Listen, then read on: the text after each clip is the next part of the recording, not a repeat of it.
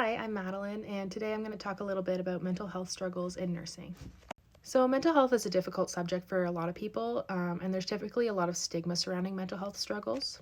And speaking more specifically, the mental health of nurses and other healthcare professionals isn't something that's brought into discussion really frequently. Nurses are required to care for sick patients on what might be some of the worst days of their lives.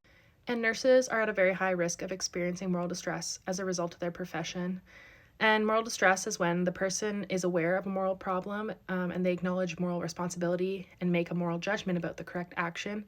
And yet, as a result of real or perceived constraints, they participate in perceived moral wrongdoing.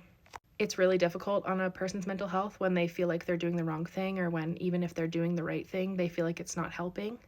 And a good example of this would be when a nurse might have to perform invasive treatment on a patient even when their prognosis is really poor, more specifically like an ICU patient. While nursing is viewed as a calling by many nurses, it is a demanding profession. To add to this concept, it can also take a mental toll on bedside nurses who just feel like they will never have enough time in a given shift to complete all their duties while simultaneously keeping patients happy and comfortable. There's many reasons why tasks can get delayed. Perhaps a patient has gone off the unit, or they're not stable enough to have something like a dressing change completed, or maybe they flat out just refuse to have something done. And this can cause a lot of issues for nurses because if a nurse feels like they can't complete their task, then they in turn might feel like they're not providing the best care possible to their patients. Compassion fatigue and anxiety derived from continued exposure to trauma and death greatly impact nurses' quality of care and their quality of life, increasing their desire to leave work.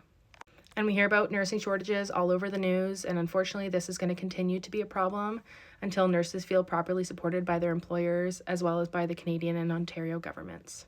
And from a personal standpoint, I found it really difficult to compartmentalize my work life apart from my personal life. Even when my shift ends and I'm relaxing at home, I can't really relax because I'm still caught thinking about the patients I had cared for that day and how they're suffering. Nurses need to be able to openly talk with one another about their experiences at work. And this sounds really simple, but there isn't really any time during a shift to have a proper conversation about mental health challenges related to our job. And I think that a policy change that could greatly benefit the nursing community is if there was a required debrief period or support group for nurses. Perhaps it could be offered once weekly by a professional counselor or a psychotherapist, and nurses would be required to attend a minimum of one session per month. It could be a group session, and I think that this would really open the dialogue for those nurses who are willing to share their experiences. And it might also give newer nurses, such as myself, who has only been a nurse for about 9 months, a sense of universality alongside their coworkers. This could be a requirement of CNO so that it would become mandated to attend one of these sessions every month. I really think that being able to vocalize our thoughts as nurses could help us to not let things pile up internally, which would in turn cause burnout and furthermore cause nurses to leave the profession altogether. Nurses are going to continue to see hard things at work, and although this is thought to just be another part of the job, it doesn't mean that we should bear the weight of it alone. And hopefully we can come to some good conclusions in the near future to help support nurses and their mental well-being.